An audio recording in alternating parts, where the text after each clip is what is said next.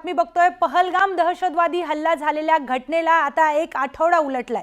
त्यानंतर आता एक धक्कादायक माहिती समोर आली आहे। पहलगाम मध्ये फिरायला गेलेल्या जालन्यातील एका युवकाने मोठा खुलासा केलाय। जालन्यातील आदर्श राऊत या पर्यटकाला पहलगाम मध्ये एका संशयित व्यक्तीने तू काश्मीरी आहे का, हिंदू आहे का असा प्रश्न विचारलाय। असा प्रश्न विचारल्याचा आदर्श राऊत याने सांगितलंय। तर पहलगाम मधील हल्ल्याच्या एका दिवसातही हा संवाद झाल्याचा आदर्शने स्पष्ट केले। शिवाय आज गर्दी कमी आहे, आपण उद्या येऊ अशी आपसात चर्चा देखील या संबंधित झाली। त्या संशयित लोकांनी केल्याचा दावाही जालन्यातील पर्यटकांनी केलाय। जालन्यातील आदर्श राऊत नावाचा युवक आपल्या कुटुंबासोबत काश्मीर फिरायला गेला होता।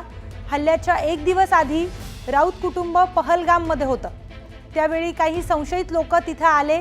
त्यातील एकाने आदर्श याच्याशी संवाद साधत विचारपूस केल्याचा दावा आदर्शने केलाय। दरम्यान हल्ला झाल्यानंतर एनआयएने संशयित हल्लेखोरांची रेखाचित्र जारी केली होती। ती रेखाचित्र आदर्शची चौकशी करणाऱ्या संशयितांशी मिळतीजुळती असल्याचा दावा त्याने केलाय।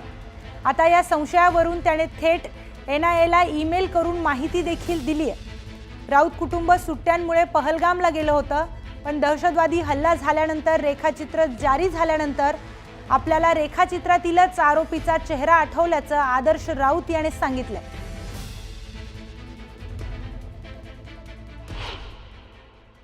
त्या मॅगीच्या स्टॉल वरती ज्या वेळेला गेलो तिथे 5-6 लोक आले आणि त्या 5-6 लोकांपैकी एकाने माझ्याशी संवाद साधला आणि त्याने मला विचारलं होतं की बाबा तुम्ही काश्मीरी आहात का। मी म्हणलं नाही काश्मीरी नाही, मी इथलाच आहे म्हणलं।